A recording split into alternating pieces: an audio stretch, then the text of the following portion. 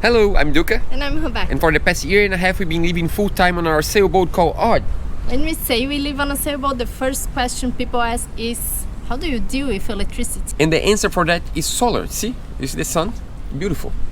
Sun is really strong. Yeah, the truth is we need a lot of electricity on the boat, and for us even more because we do videos for YouTube full time. So that means we are every single day on the computer editing, and the computer is really hungry for electricity. We rely 100% nowadays on solar panels. And every time we have strong sun means we have full batteries. Today at lunchtime we already had 100% full batteries, and that's awesome because we can do our job without worrying that we're not going to have electricity during the night or that we need to start the engine or anything like that.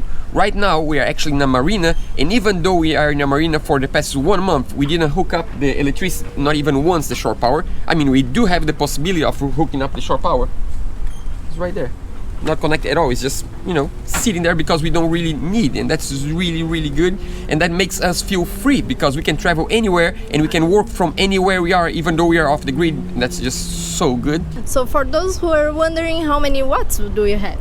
We do actually have 1040 watts of solar panel, but we have two different kinds of panels. We have 2 times 220 watts of flexible panels on the bimini of the boat, and we also have 6 100 watts rigid panels on the stern of the boat. For us on the stern of the boat we have an arch, and that makes much more sense to install rigid panels because we have the stainless steel structure that can hold really well the panels in place.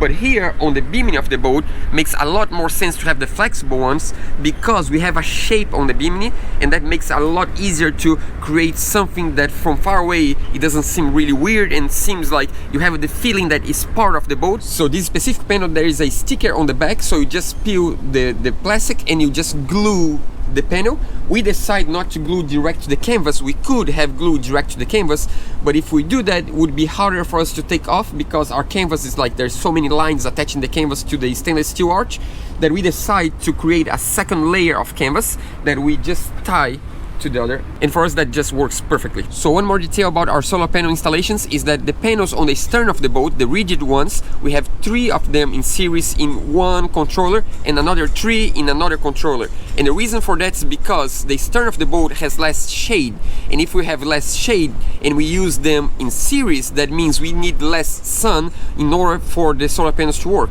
and in this way they work for longer during the day. But for the solar panels on the bimini we install them in parallel on one solar panel controller.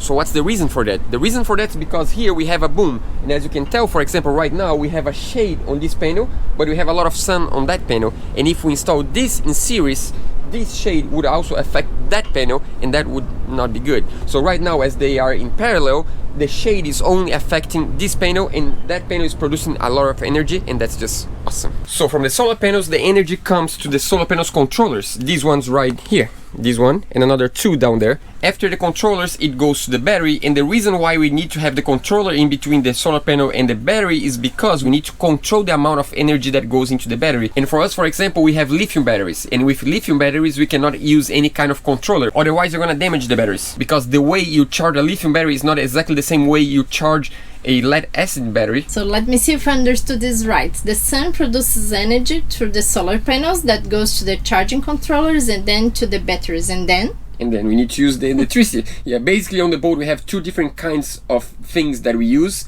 12 volts, they come straight from the battery. Navigation lights, USB-C chargers, freshwater pump, bilge pump, electronics for navigation. Name it. You name it. There's a lot of 12 volt systems. But we also have 110 volt systems, for example, charging computers, using the mixer on the kitchen, using power tools for maintenance, so many things. And for that we use our inverter charger in order to invert the electricity from 12 volts to 110, and for that we rely on Xantrex.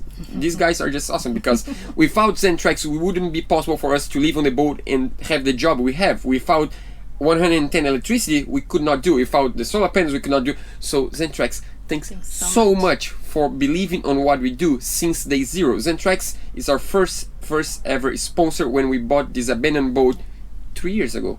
You guys are awesome. That's just awesome. We just need to say thank you because our life's so much easier with all your systems, and it's a system that we can rely, and a system that we're gonna keep using for a long time.